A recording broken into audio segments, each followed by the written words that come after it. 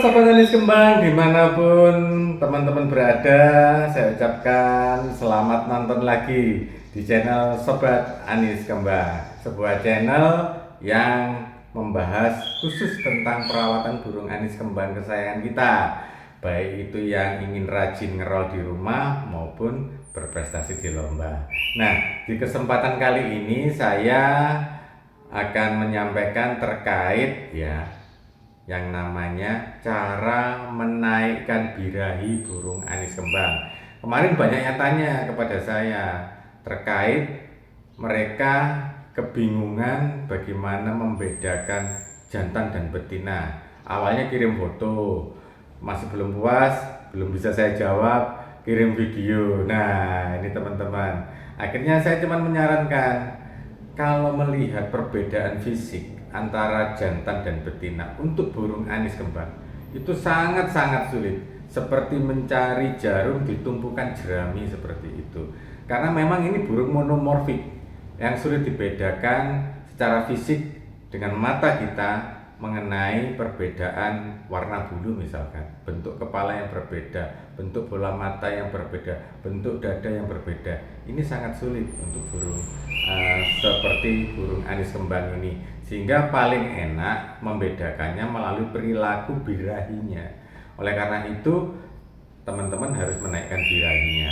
Itu pertanyaan dasar mengenai bagaimana cara menaikkan birahi burung anis kembang. Jadi latar belakangnya seperti itu, karena kesulitan membedakan jenis kelamin. Mungkin tes DNA di kotanya belum ada seperti itu ya.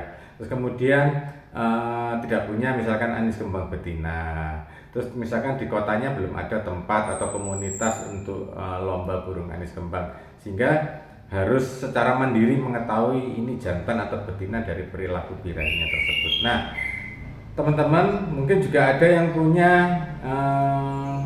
burung anis kembang yang barusan mutasi, barusan mabung, tapi birahinya sulit naik. Itu kenapa sih Om? Padahal sebelum ganti bulu, burung saya ini gacor Om. Nah, seperti itu. Nah, teman-teman, untuk proses naiknya birahi itu ada satu syarat yang harus dipenuhi terlebih dahulu.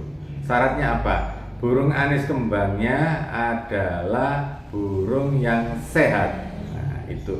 Kalau tidak sehat, maka sangat-sangat sulit untuk naik birahi seperti itu. Nah, sehat ini bisa dilihat dari mana, gitu ya. Dari perilakunya aja. Jadi kalau burung yang sehat itu tentunya ya pergerakannya lincah, makannya lahap seperti itu, terus bulunya juga rapi, ndak kusam, ndak pecah-pecah, ndak rusak lah pokoknya bulunya. Itu yang membuat nanti lebih mudah untuk dibawa naik birahinya dengan pola perawatan kita yang benar. Jadi untuk urusan birahi burung anis kembang, pertama, syarat pertama, dan itu syarat wajib ya, satu-satunya adalah harus sehat. Nah, sekarang bagaimana caranya setelah burungnya sehat, birahinya bisa naik? Nah, kalau saya sampaikan kepada teman-teman dulu bahwa ada dua karakter birahi burung anis kembang ya. Yang pertama tipe dangkal birahi atau mudah birahi, yang kedua tipe dalam birahi atau sulit birahinya naik. Tapi nanti pasti birahi, cuman prosesnya lebih lama. Nah, karakter ini yang perlu dipahami. Teman-teman boleh mencari informasi kepada peternak, misalkan kalau belinya di peternak ya, hasil penangkaran, tanyakan anakan terah ini bagaimana, cepat bunyi atau lambat bunyi. Peternak pasti tahu, gitu ya. Kalau mungkin peternak yang baru mungkin belum tahu, tapi kalau udah peternak yang lama, produksinya sudah banyak, anaknya sudah banyak, pasti dia tahu ini tipe cepat bunyi atau lambat bunyi. Nah, bagi yang belinya di pasar atau di temen, nah ini bisa ditanyakan ya kepada, kalau misalkan temen dulunya ini gampang bunyi atau enggak. Nah, kalau misalkan beli trotol ya temennya mungkin punya informasi, kalau enggak punya ya sudah, kita mau gimana lagi. Berarti kita meraba-raba sendiri ya untuk bisa menaikkan birahinya. Nah, sekarang dimulai dari mana cara menaikkan birahi? Kalau saya teman-teman itu menaikkan birahinya diawali dari pagi hari, yaitu pengembunan. Nah, kalau sudah bicara pengembunan berarti kita harus siap bangun pagi. Makanya kalau pelihara burung anis kembang itu menjadi orang yang rajin bangun pagi. Bukan bangsawan atau bangsane tangi awan. Jadi itu teman-teman, saya biasanya jam 5 pagi itu ngembunkan ya. Ketika sinar matahari sudah mulai keluar ya, terutama yang warna merah seperti itu. Itu yang paling penting sebetulnya. Jadi teman-teman silakan melakukan pengembunan itu di bawah pohon, di luar rumah ya, yang tidak terkena atap rumah atau di teras. Yang penting mata dari si burung anis kembang ini bisa melihat cahaya merah gitu. Karena memang tidak semua rumah teman-teman kan ada yang menghadap ke timur ya, atau menghadap ke utara. Mungkin ada yang kebalikannya menghadap ke barat atau ke selatan. Yang penting mata dari burung anis kembang ini bisa melihat cahaya merah, karena cahaya merah tadi itu mengandung inframerah yang berfungsi untuk merangsang kerja dari hormon birahi atau kelenjar hormon testosteron untuk yang jantan seperti itu. Jadi itu teman-teman, bukan embunnya ya, jadi bukan embunnya, tetapi cahaya inframerah dari matahari yang baru terbit tadi itu yang dibutuhkan untuk merangsang produksi dari hormon testosteron tersebut. Nah, kalau hormonnya sudah produksi maka birahi pasti lebih mudah naik gitu. Apalagi teman-teman memberikan extra fooding yang bagus seperti itu. Nah, itu tadi ya, pertama pengembunan. Setelah pengembunan apa Yang kedua adalah dimandikan pagi. Gitu. Jadi untuk burung yang susah naik birahinya tidak dimandikan malam, tapi dimandikan di pagi hari. Saya yakin teman-teman lebih punya banyak waktu untuk mandikan pagi. Jam berapa Ya, bisa jam 6 pagi, silakan. Sebelum teman-teman mungkin masuk kerja kan jam 7 atau jam 8. Silakan jam 6 pagi itu dimandikan. Kalau nggak mau mandi gimana? Boleh semprot-semprot yang kabut ya. Semprot-semprot halus, jangan semprot yang ditembak gitu, jangan, nanti burungnya malah stres seperti itu. Nah, setelah mandi ya, nah ini kan jangan dimasukkan ke sangkar dulu, karena teman-teman kan juga harus membersihkan sangkarnya dulu sebelum nanti ditinggal kerja atau kuliah ya. Nah, teman-teman bersihkan sangkarnya, ganti furnya, kalau misalkan kurang ditambah ya, kalau kotor ya diganti, dibuang seperti itu. Sedangkan air minumnya juga dibersihkan dulu tempatnya, karena kalau tempat air minum ini kotor ya, atau keluar seperti lumut ya, lendir licin, itu justru bahaya karena bisa memicu munculnya parasit dalam tubuh burung anis kembang ya. Contoh paling mudah itu adalah sakit nyilet seperti itu. Nah teman-teman, itu tadi setelah sangkar dibersihkan, karpet juga dibersihkan, dikeringkan, burung dipindah ke dalam sangkar lagi, kemudian diberi extra fooding. Nah, memang salah satu sumber protein untuk menaikkan birahi itu memang dari extra fooding. Teman-teman bisa pakai yang paling tinggi proteinnya adalah cacing tanah. Ya, yang kedua adalah jangkrik, yang ketiga adalah kroto. Ya, nah ada lagi yang cepat ya menaikkan birahi, tapi sifatnya itu spontan ya, spontan seperti ulat Hongkong seperti itu. Nah, teman-teman pakai yang aman-aman aja. Jadi saya sudah sampaikan tadi, kalau burung anis kembang itu untuk birahinya naik pun dia juga pelan-pelan. Bisa pakai cacing, kroto maupun jangkrik seperti itu. Nah, sekarang bagaimana di musim kemarau? Cacing susah, apa penggantinya? Gitu. Saya sarankan teman-teman pakai kombinasi jangkrik dan kroto saja untuk mendongkrak birahi burung anis kembang. Nah, untuk porsinya berapa? Nah, saya ingatkan lagi ke teman-teman bahwa burung anis kembang tidak bisa main bom. Main di bom jangkrik atau kroto tidak bisa. Jadi teman-teman memperlakukan takaran atau dosisnya itu per minggu ya. Jadi pengaruh dari pemberian extra fooding, misalkan jangkrik minggu ini 5 pagi 5 sore, itu baru ketahuan reaksinya atau hasilnya setelah 7 hari, paling bagus 10 hari sebetulnya. Nah itu teman-teman, jadi pergantian atau perubahan setelan atau jumlah extra fooding itu mohon dilakukan seminggu sekali sambil teman-teman melihat progresnya. Kalau progresnya bagus bisa dipertahankan atau ditambah, misalkan minggu ini 55, minggu depan 66 gitu ya, dilihat progresnya seperti apa. Karena burung anis kembang ini punya satu hal yang mungkin membuat kita ini bingung gitu. Dia bisa meloncati sebuah titik klimaks dari birahi, itu dia bisa. Jadi awalnya dia cuma ngeplong-ngeplong, terus sesekali ngerol, kemudian rajin ngerol 1 hari 2 hari, tiba-tiba besoknya sudah ngeriwik gitu, nggak mau ngeplong, nggak mau ngerol.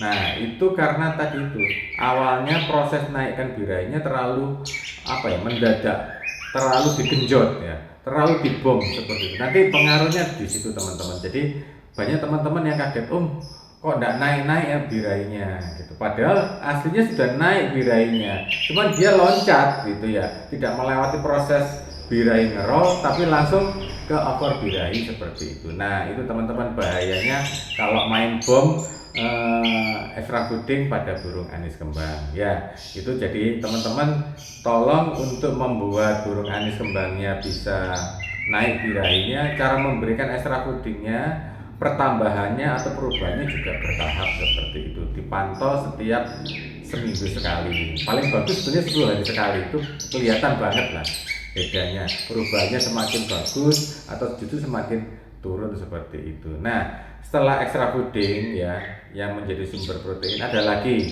yaitu makanan utamanya adalah fur ya.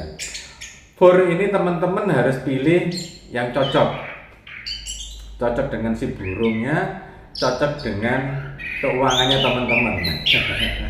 Nanti cocok dengan burungnya tapi uangnya nggak mendukung ya, ini kan susah untuk belinya. Jadi itu teman-teman, jadi pilih saja untuk yang dangkal birahinya, teman-teman bisa pakai yang proteinnya 14% saja. Untuk yang dalam birahinya teman-teman bisa pakai yang 18%. Sekarang mungkin teman-teman bertanya kepada saya, tanda-tandanya kalau burung itu kelebihan protein itu apa gitu.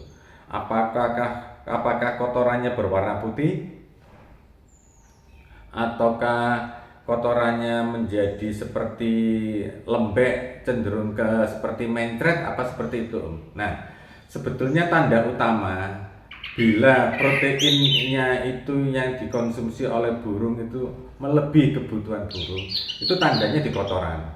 Kotorannya ada busanya, busa ya warnanya putih gitu, tapi berbusa. Kan ada kotoran yang putih ya, warnanya putih, setelah makan extra fooding pasti kotorannya putih, tetapi tidak ada busanya, ada buihnya, itu berarti cocok, takarannya sudah pas.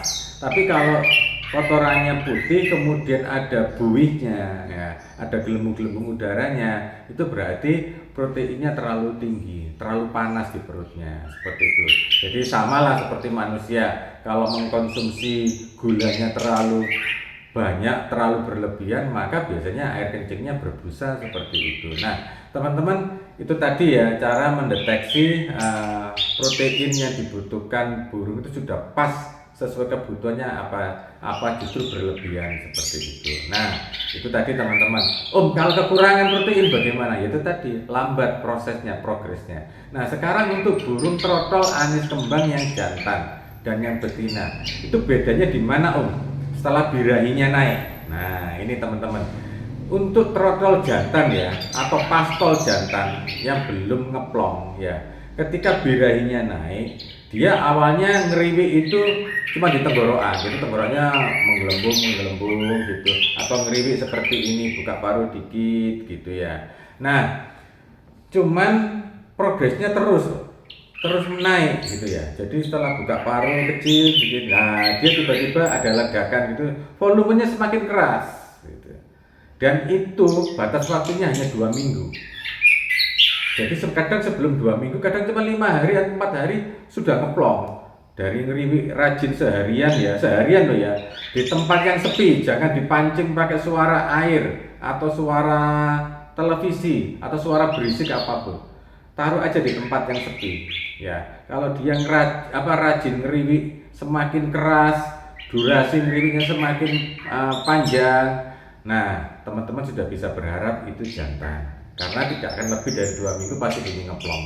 Itu saya jamin. Ini pengalaman saya memelihara burung anis kembang mulai dari trotol itu mungkin sudah 20 tahun lebih ya.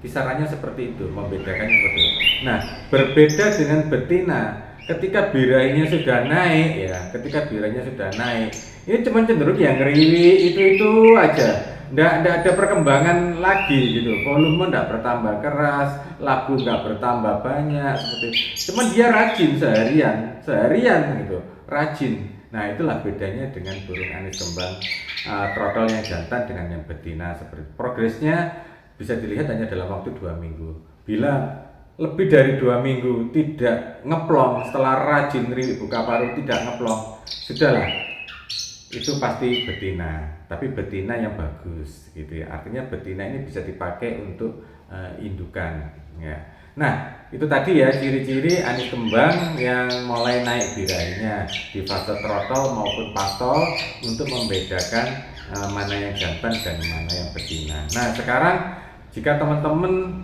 sudah melihat video-video saya sebelumnya, mulai pengembunan, cara jemur yang benar ya, itu kan semuanya itu tadi upaya kita untuk menaikkan birahi ya. Pengembunan, mandi pagi, kemudian jemurnya ada jemur full tanpa kerodong, dijemur dengan separuh pakai kerodong, dijemur dengan full kerodong atau sauna. Itu sudah saya sampaikan di video saya sebelumnya. Nah, itu silakan dilihat-lihat lagi. Nah, jika upaya-upaya tadi sudah dilakukan semua, tetapi burungnya tidak kunjung naik birahinya, oke ya, mungkin sudah dirawat 2 minggu, kok tidak naik ya, wah ini jangan-jangan betina. Tapi saya pingin ini pasti betina atau pasti jantan, gimana caranya? Nah, teman-teman, atau mungkin waktu mabung ya, kan burung berhenti bunyi, tapi sebelum mabung ngeplong, bahkan ngerol, tapi setelah mabung kok diem atau hanya ngeriwik aja, birahinya kok susah naik. Nah, ini teman-teman, tadi syarat utama kan harus sehat. Nah, saya yakin kalau burung sulit naik birahinya, ini ada organ di dalam tubuhnya yang sakit, yang nggak beres, yang terganggu kesehatannya seperti itu. Jadi gangguannya di mana ya? Di proses metabolismenya tadi, proses merubah makanan menjadi energi tadi yang terganggu. Sehingga kan teman-teman mungkin paham ya, kalau burung macet atau birahinya susah naik, diberi obat yang merek yang sering dijual di kios-kios itu kan namanya metabolisme. Nah, sebetulnya suplemen ini bermanfaat untuk menyembuhkan organ dalam tubuh, terutama mesin-mesin untuk proses pencernaan tadi, merubah makanan menjadi energi atau yang lazimnya disebut dengan metabolisme tadi. Nah, itu yang diperbaiki oleh suplemen tersebut. Nah, tapi kalau digunakan jangka panjang nanti akan menjadi ketergantungan. Usahakan birahi naik setelah penyembuhannya berjalan sampai dengan selesai seperti itu. Jadi mungkin cukup seminggu diberi obat yang namanya metabolisme tadi. Jika tidak ada perubahan, maka bisa jadi itu adalah betina seperti itu. Nah, jadi itu tadi teman-teman cara menaikkan birahi ya, dari pengembunan, mandi pagi, kemudian tanpa mandi malam, terus kemudian penjemuran ya. Nah, sekarang yang saya sampaikan lagi adalah pengkerodongan. Jadi kenapa sih kerodong itu bisa membantu menaikkan birahi burung anis kembang ya?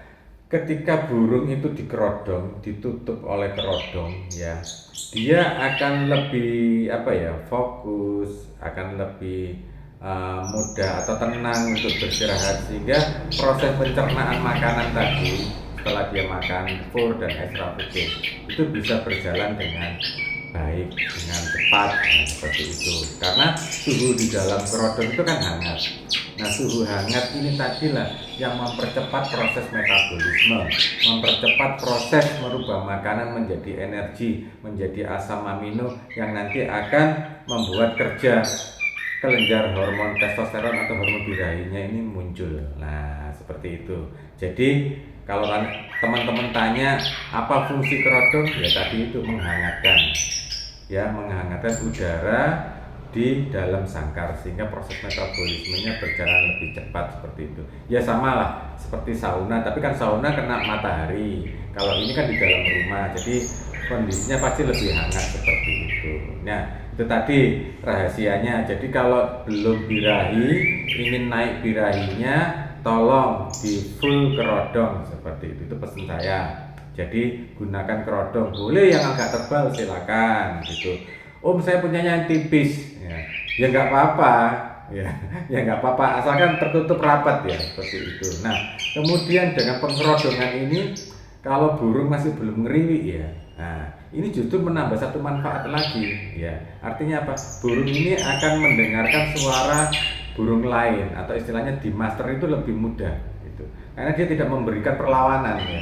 Kalau burung sudah rajin ngeriwi, apalagi sudah ngeriwi buka paruh, di masteri itu seringkali tertolak itu suara-suara burung masternya tidak bisa masuk seperti itu. Jadi ketika nanti teman-teman sudah melakukan segala upaya sampai diberi vitamin, diberi suplemen seperti metabolis, masih belum bisa naik birahinya, tolong gunakan kerodong.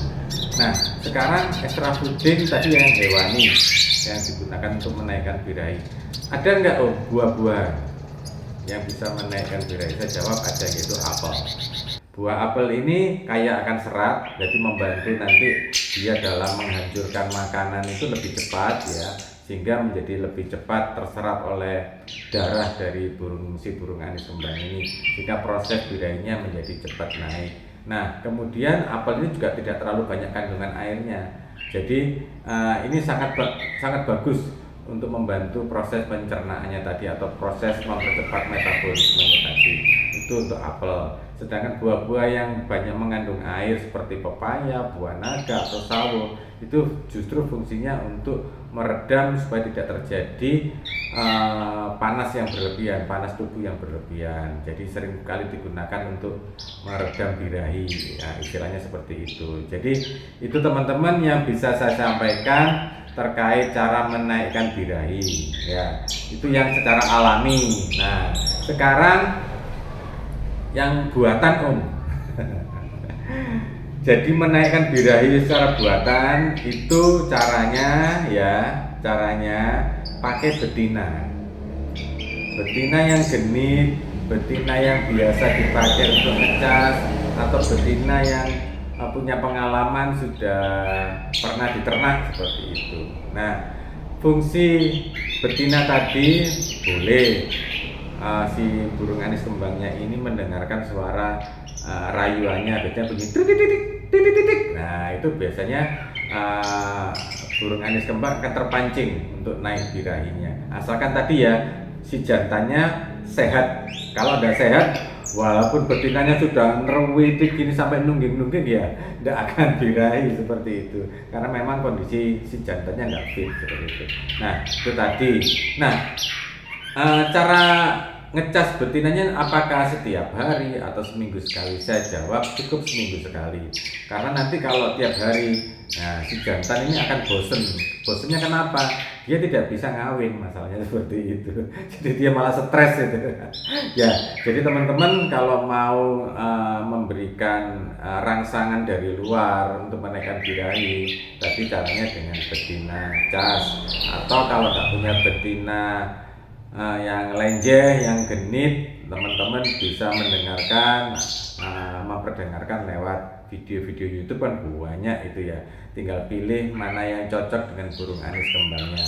Tapi saya pesen tadi jangan setiap hari ya, karena itu nanti justru akan merusak. Burung akan gampang over birahi, bahkan loncat dari kurang birahi langsung ke over birahi seperti itu. Nanti yang repot teman-teman seperti itu. Jadi itu teman-teman terkait cara menaikkan birahi dari dalam dirinya sendiri maupun dari luar sudah saya sampaikan. Semoga ini bermanfaat bagi teman-teman, khususnya yang masih bingung anis kembangnya jantan atau betina ya. Mudah-mudahan dengan naiknya birahi bisa menjawab secara otomatis apa yang selama ini dipertanyakan. Mungkin itu dulu yang bisa saya sampaikan, kurang lebihnya saya mohon maaf gitu ya. Semoga bermanfaat. Jika ini dirasa bermanfaat, silakan sharing atau share ke teman-teman ya. Bisa juga untuk like, bisa juga untuk subscribe. Dan bagi yang masih bingung, silakan tulis di komen ya untuk ditanyakan kepada saya, atau ada yang ingin menanyakan langsung lewat WA, silakan. Yang mana aja lah yang dirasa paling enak buat teman-teman. Itu dulu. Salam satu jiwa anis kembang. Tadudut, krak krak.